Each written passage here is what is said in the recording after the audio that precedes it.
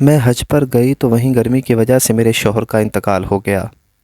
تنہائی کے ڈر سے 16 سالہ دیور سے شادی کر لی۔ دیور رات ہوتے ہی میرے جسم کے نچلے حصے کو اپنے 16 سالہ دیور کئی بار مجھ سے اپنی محبت کا اظہار کر چکا تھا۔ میں اس کی بات کو ذرا بھی اہمیت نہ دیتی تھی کہ بچہ ہے، کیا کر لے گا۔ میرا شوہر جو کسی زمانے میں میرا دیور تھا، روز کی طرح آج بھی میرے کمرے میں آ کر میرے جسم کے نچلے حصے کو اس طرح سے دیکھ رہا تھا کہ میں شرم سے پانی پانی ہو گئی۔ اور اس کے بعد اس نے اپنا من پسند کام کیا۔ میں اسے لاکھ منع کرتی رہی کہ خدا کے لیے یہ کام مت کرو، تمہیں نہیں پتا کیا یہ غلط کام ہے اور میں نہیں چاہتی کہ تم یہ کرو۔ اس نے میری ایک نہ سنی اور اپنا کام جاری رکھا۔ کافی دیر تک میں زور سے آنکھیں میچ کر اپنے مرحوم شوہر کو یاد کر رہی تھی، لیکن دیور جو اب شوہر کے درجے پر تھا وہ اپنے کام میں مست تھا۔ کام ختم کرنے کے بعد اس نے کہا کہ مجھے منع نہیں کیا کرو، تم جانتی ہو یہ کام میرا پسندیدہ ہے، میں اسے کہیں کیے بنا نہیں رہ سکتا۔ امید کرتا ہوں کہ تم میرے بھائی کو بھول چکی ہوگی اور میرا اس کام میں ساتھ دیا کرو۔ بیوی جب تک ساتھ نہ دے تو بات نہیں بنتی۔ اس کی ایسی باتیں سن کر میرا پورا جسم پسینے سے بھیگ جاتا تھا۔ میں خود پر بہت کنٹرول رکھتی تھی، مگر جب ضبط ختم ہوتا تو پھر پھوٹ پھوٹ کر رو پڑتی تھی۔ مجھے وہ دن یاد آ رہا تھا جب میری حیدر کے ساتھ سیج سجی تھی۔ حیدر نے پہلی ہی رات عجیب کام کرنا شروع کر دیے تھے۔ مجھے لگتا تھا کہ جیسے یہ جو کچھ فلموں میں دیکھتا ہے بالکل ہی میرے ساتھ کرتا ہے، مگر حقیقی زندگی اس کے برعکس ہوتی ہے۔ دن بدن میں ایک عجیب سی دلدل میں دھنستی جا رہی تھی۔ زندگی نے کچھ ایسا موڑ لیا تھا کہ میں سوچ بھی نہیں سکتی تھی۔ یہ گناہ ہوتے ہوئے اب مجھ سے دیکھا نہیں جا رہا تھا، مگر میں جب بھی اپنے شوہر کو منع کرتی تو وہ مجھے جھڑک دیتا تھا۔ میری شادی کو تقریباً 18 سال ہو چکے تھے۔ شادی کے بعد ہی میری ساس نے اپنے آخری بچے یعنی میرے دیور کو جنم دیا تھا۔ پہلی عورتیں عمر کے آخری حصے تک بچے پیدا کرتی تھیں۔ میری ساس نے بھی اپنا 7ویں بچے کو جنم تقریباً بڑھاپے میں دیا تھا، مگر خدا کی کرنی ایسی ہوئی کہ دیور کے جنم کے بعد ساس بیمار پڑ گئی۔ وہ اپنے بچے کی دیکھ بھال تک نہیں کر سکتی تھی۔ سارا دن دیور روتا رہتا تو کبھی بھوک سے بلکتا رہتا۔ مجھ سے چھوٹے بچے کا رونا دیکھا نہیں جاتا تھا، تبھی اس کو پالنے کی ذمہ داری لے بیٹھی۔ میری ساس اس عمل سے بہت خوش ہوئی تھی۔ وہ تو میرے صدقے واری جاتے نہیں تھکتی تھی۔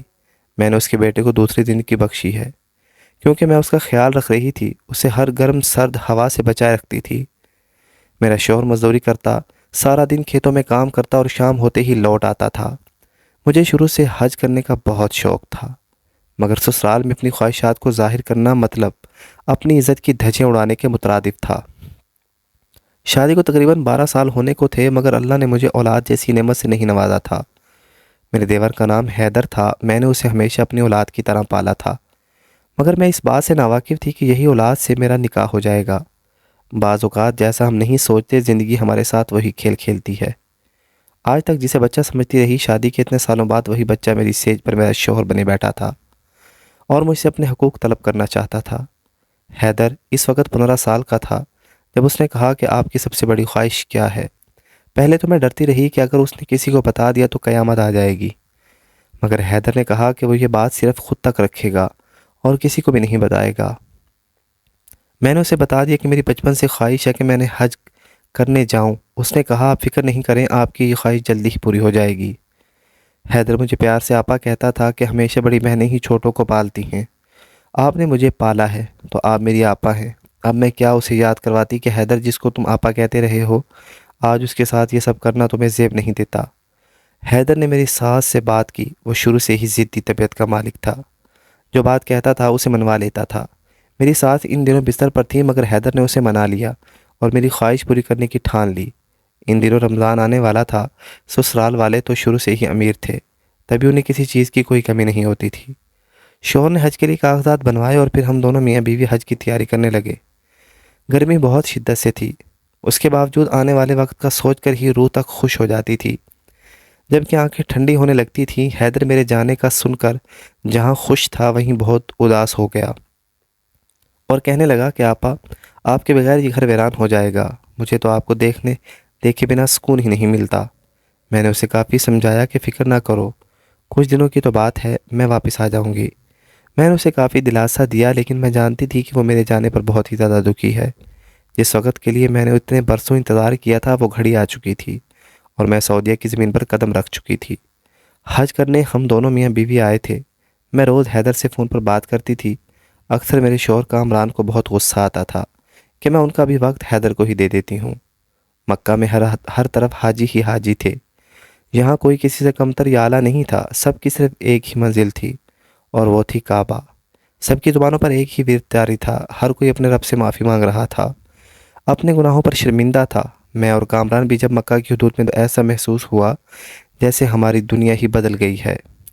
حج کے اس موقع پر سب کو بس ایک ہی لالچ تھا کہ وہ ایک دوسرے سے بڑھ کر اللہ تعالیٰ کی یاد میں سجدے کریں اور رو رو کر اپنے گناہوں کی معافی مانگیں۔ میں اپنے شوہر کے ساتھ تھی، میرا شوہر میرا بہت خیال رکھ رہا تھا۔ جہاں پاکستانی عورتیں زیادہ تر برقعے میں ہوتی تھی، ہر کسی نے برقع پہنا ہوا تھا، ہر طرف رش تھا کہ اچانک میرے شوہر کا ہاتھ مجھ سے چھوٹ گیا اور ہم ایک دوسرے سے الگ ہو گئے۔ گرمی بھی بہت تھی، میں نے اپنے شوہر کو ڈھونڈنے کی بہت کوشش کی لیکن وہ مجھے کہیں پر بھی نہ ملا۔ وہاں سیکیورٹی کی مدد سے میں نے اپنے شوہر کا پتہ لگانے کی کوشش کی مگر ناکام رہی۔ انجان ملک میں بے یار و مددگار تھی، سوائے رب کے کوئی سہارا نہیں تھا۔ 3 دن بعد مجھے خبر ملی کہ میرا شوہر موت کی نیند سو چکا ہے۔ یہ خبر ایسی تھی کہ میں ٹوٹ گئی۔ جب پاکستان خبر پہنچی تو قیامت سی آ گئی۔ بمشکل قانونی کارروائی مکمل کی تاکہ شوہر کی لاش کو واپس پاکستان لے کر آ سکوں، مگر حیدر نے مجھے فون کر کے منع کر دیا کہ آپا، اماں جوان بیٹے کی لاش دیکھ کر مر جائیں گی، آپ بھائی کو وہیں جنت البقیع میں دفن کر دیں اور خود واپس آ جائیں۔ میں اکیلی عورت کیا کرتی، مگر پھر رب نے ایسی ہمت دی کہ میں نے شوہر کو سپرد خاک کر دیا۔ جس کے ساتھ آئی تھی وہ ساتھ نہیں تھا۔ انسان بعض سفر زندگی کے اپنوں کے ساتھ شروع کرتا ہے مگر اس سفر کی واپسی پر یہ ممکن نہیں ہوتا کہ وہ انسان ہمارے ساتھ ہوگا یا پھر ہم اکیلے ہوں گے۔ میں نے اس بات کا تصور تک نہیں کیا تھا۔ میں پاکستان واپس آ چکی۔ میری ساس مجھے قاتل سمجھتی تھی اور بس یہ ہی کہتی تھی کہ یہ میرے بیٹے کی قاتل ہے۔ مجھے سسرال والوں نے گھر سے نکال دیا تھا۔ شادی کے 18 سال میں نے کچھ نہیں کمایا تھا، نہ شوہر نہ اولاد، تنہائی مجھے ڈستی تھی، گویا کہ کسی سانپ نے ڈس لیا ہو۔ میری عمر 32 سال تھی۔ اکثر عورتیں کہتی تھی کہ دوسری شادی کر لو، مگر زندگی کے اس حصے میں آ گئی تھی جہاں میں کسی دوسرے کو وہ مقام نہیں دے سکتی تھی جو میری زندگی میں کامران کا تھا۔ ایک دن میں ایسے ہی گھر بیٹھی تھی کہ میرا دیور حیدر آ گیا۔ اس نے مجھ سے ایسی بات کہی کہ میرے قدموں تلے سے زمین نکل گئی۔ میں سوچ بھی نہیں سکتی تھی کہ وہ مجھ سے اس طرح کی بات کر سکتا ہے۔ اس نے مجھ سے کہا کہ بھابھی، میں چاہتا ہوں کہ آپ مجھ سے نکاح کر لیں۔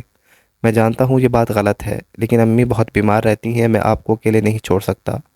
میں یہ بات سنتے ہی بہت غصے میں آ گئی۔ میں نے اسے فوراً کہا کہ میرے گھر سے دفع ہو جاؤ اور آج کے بعد مجھ سے ایسی بات کرنے کی جرات بھی نہ کرنا۔ حیدر اپنی بات پر اٹل رہا اور کچھ دنوں کے بعد ہی وہ میری ساس کے ساتھ میرا رشتہ مانگنے کے لیے آ گیا۔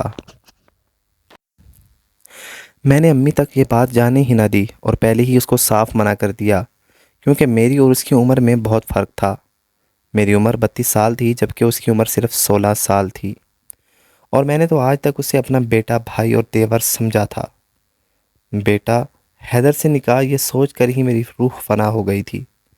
جب میری ماں تک یہ بات پہنچی، اس نے کہا کہ بیٹا، اتنے اچھے لوگ ہیں، تم نے 18 سال وہاں گزارے ہیں، وہ کھاتے پیتے لوگ ہیں، تمہیں وہاں پر کسی قسم کی کوئی پریشانی نہیں ہوئی آج تک۔ تم بے اولاد ہو، یہ تانا بھی کسی نے نہیں دیا۔ تم حیدر کے ساتھ شادی کر لو۔ انہوں نے اپنا دوپٹہ اتار کر میرے قدموں میں رکھ دیا اور مجھ سے التجا کی کہ میں یہ شادی کر لوں۔ مشرقی عورتیں اپنی اولاد پر اسی طرح سے دباؤ ڈالتی ہیں۔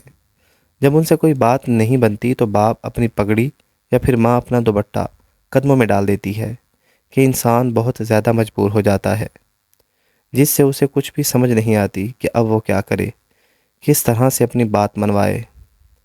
مجھے وہ دن یاد آ گیا جب حیدر نے مجھ سے اپنی محبت کا اظہار کیا تھا، لیکن میں اس بات سے ناواقف تھی کہ قدرت میرے ساتھ اس طرح کا مذاق بھی کر سکتی ہے۔ جسے میں بچہ سمجھتی رہی وہی میرا شوہر بن بیٹھے گا۔ میرے اور حیدر کی عمر میں بہت زیادہ فرق تھا۔ مجھے یہی ڈر تھا کہ ہر کوئی باتیں سنائے گا، لیکن میرے سسرال والوں کو پرواہ نہیں تھی۔ میں یہ بات بھی جانتی تھی کہ حیدر میرے ہی ہاتھوں میں پلا بڑا ہے۔ جس کو میں نے اپنے ہاتھوں سے پالا پوسا تھا، اس سے شادی کرنا بہت معیوب تھا۔ حیدر، خدا کے لیے یہ کام مت کیا کرو۔ تم روز اس طرح سے میری تذلیل کرتے ہو، مجھے ذرا بھی اچھا نہیں لگتا۔ تمہیں میں نے کتنی دفعہ منع کیا ہے کہ یہ بات غلط ہے۔ اس کا روز مرہ کا معمول تھا کہ وہ اپنا من پسند کام کیا کرتا تھا۔ میری عادت تھی کہ میں اسے حیدر بیٹا کہہ کر پکارتی تھی۔ عادت انسان سے بہت دیر بعد چھوٹتی ہے۔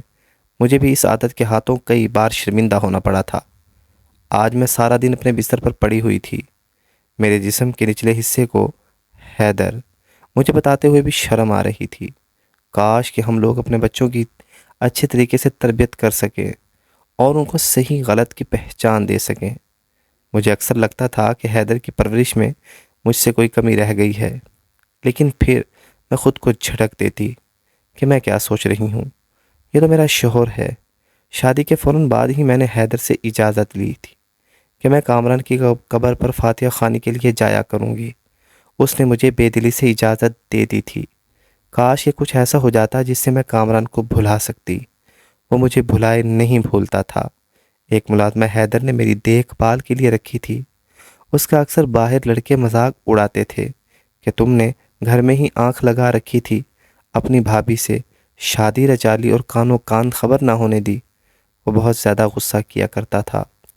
اس نے میری خاطر اپنے دوستوں کی صحبت بدل دی۔ وہ اپنے دوستوں کے ساتھ نہیں ملا کرتا تھا، کیونکہ جب بھی وہ ملتے تو وہ مجھ پر تبصرے کرتے جو حیدر کو برداشت نہیں ہوتے تھے۔ آج بھی حیدر کمرے میں آیا تو میں نے اسے منع کیا ہے، خدا کے لیے یہ کام نہ کیا کرو، تمہیں میں کتنی بار سمجھایا ہے۔ تو اس نے کہا کہ آپ بھی میری بات سمجھ لیں، جب تک میں زندہ ہوں میں یہ کرتا رہوں گا۔ اس کے بعد میری آنکھوں سے آنسو جاری ہو گئے۔ میں نے اپنی ٹانگوں کی طرف دیکھا تو مجھے وہ دن یاد آنے لگے جب میں اپنی ٹانگوں پر صحیح سلامت چلتی پھرتی تھی۔ اب تو میری ٹانگیں ہی نہیں رہی تھی۔ میں اپاہج لڑکی ہو چکی تھی، جس کا صرف اس دنیا میں اب حیدر ہی سہارا تھا۔ مجھے ہر کام کے لیے حیدر یا کسی ملازمہ کی ضرورت پڑتی تھی۔ یہ میری حیدر کے ساتھ شادی ہوئی تو ان دنوں میں دنیا سے بیگانہ ہو گئی۔ ایک دن بازار واپس آ رہی تھی کہ راستے میں میرا ایکسیڈنٹ ہو گیا، جس میں نے اپنی دونوں ٹانگیں کھو دی۔ جب سے میری ٹانگیں نہیں رہی تھی، حیدر روز رات کو آتے ہی سب سے پہلے میرے زخموں کی مرہم پٹی کیا کرتا تھا۔ زخم 6 ماہ ہو چکے تھے، اب بھی نہیں بھرے تھے۔ مجھے آج تک یہ سکھایا گیا تھا کہ شوہر کی جگہ قدموں میں نہیں ہوتی۔ بیوی شوہر کی غلام ہوتی ہے۔ شوہر کوئی بھی حکم دے تو اس کو فوراً ماننا پڑتا ہے، لیکن شوہر بیوی کا غلام نہیں ہوتا۔ میں تو آج تک اس بات کو ہی مانتی آ رہی تھی، اسی لیے حیدر کو منع کرتی تھی۔ جب میں نے یہ بات حیدر سے کہی تو اس نے مجھے چپ کروا دیا، اور پھر اس نے مجھے کہا کہ آپ غلط سوچتی ہیں۔ میاں بیوی دونوں ایک دوسرے پر برابر کا حق ہوتا ہے۔ ایسا نہیں ہے کہ شوہر کا درجہ زیادہ ہے یا بیوی کا کم ہے۔ دونوں ہی ایک گاڑی کے پہیے ہیں، ایک خراب ہو جائے تو گاڑی نہیں چلتی۔ حیدر میرا بہت زیادہ خیال رکھتا تھا۔ اس نے کبھی احساس ہی نہیں ہونے دیا کہ میں اپاہج ہو چکی تھی، لیکن حیدر مجھے اپنی محبت سے یہ ثابت کر دیا تھا کہ میری ٹانگیں نہیں ہیں، لیکن حیدر میرا سہارا ہے اور زندگی کے ہر مقام پر وہ میرا ساتھ دے گا۔ میں بھی اس سے محبت کرنے لگی تھی۔ ہم لوگ ہمیشہ اپنی بیٹیوں کو یہی کہتے ہیں کہ شوہر ہی سب کچھ ہوتا ہے، جبکہ ایسا کچھ بھی نہیں ہے۔ میاں بیوی کے حقوق اسلام میں برابر ہیں، صرف ایک درجہ شوہر کو زیادہ دیا گیا ہے۔ اگر خدا کے بعد کسی کو سجدہ کرنے کی اجازت ہوتی تو وہ شوہر کی ہوتی۔ اگر بیوی بیمار ہو گئی ہے یا اس کو کوئی جسمانی تکلیف ہے تو شوہر پر لازم ہوتا ہے کہ وہ اس کی مدد کرے یا اس کی دل جوئی کرے۔ بانو ایک لمبی آزمائش کے بعد میں زندگی کی طرف لوٹ رہی تھی، اور اس کی وجہ صرف اور صرف حیدر تھا۔ کہتے ہیں کہ اولاد شوہر کے نصیب میں ہوتی ہے جبکہ رزق بیوی کے نصیب میں۔ شاید کامران کے نصیب میں اولاد نہیں تھی۔ مجھے حیدر سے اللہ نے ایک خوبصورت بیٹے سے نوازا تھا، اور وہ ہو بہو کامران کی کاپی تھا۔ کسی نے کہا تھا کہ اگر آپ سے آپ کی محبت کہیں کھو جائے تو وہی محبت کسی نہ کسی صورت میں آپ کو واپس مل جاتی ہے۔ مجھ سے خدا نے کامران کو واپس لے لیا تھا، مگر اس کے روپ میں ہی ایک بہت ہی خوبصورت بیٹے سے نواز دیا تھا۔ کامران خدا کی چیز تھی، اس نے واپس لے لی۔ مجھے حیدر جیسے شوہر سے نواز دیا گیا۔ کاش کہ آج میری ساس زندہ ہوتی تو اپنے آنے والی نسل کو دیکھ کر کتنا خوش ہوتی، لیکن وہ تو اپنے بیٹے کا گھر بساتے ہی اس دنیا سے چلی گئی تھی۔